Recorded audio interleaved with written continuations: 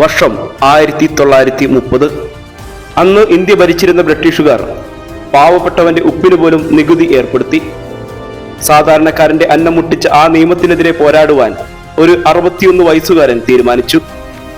കയ്യിലൊരു വടിയും മനസ്സിൽ ഉറച്ച നിശ്ചയദാർഢ്യവും മാത്രം.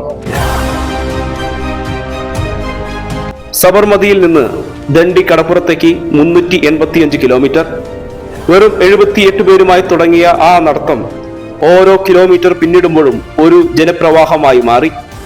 വെയിലും മഴയും അവഗണിച്ചുള്ള ആ 24 ദിവസത്തെ യാത്ര ഇന്ത്യയുടെ ചരിത്രം മാറ്റി എഴുതുകയായിരുന്നു.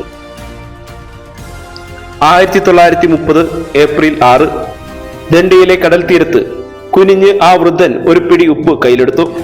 അദ്ദേഹം പറഞ്ഞു, ഇതിലൂടെ ഞാൻ ബ്രിട്ടീഷ് സാമ്രാജ്യത്തിന്റെ അടിത്തറ ഇളക്കുന്നു. ആ ഒരു പിടി ഉപ്പ് ഒരു വലിയ വിപ്ലവത്തിന്റെ തുടക്കമായിരുന്നു.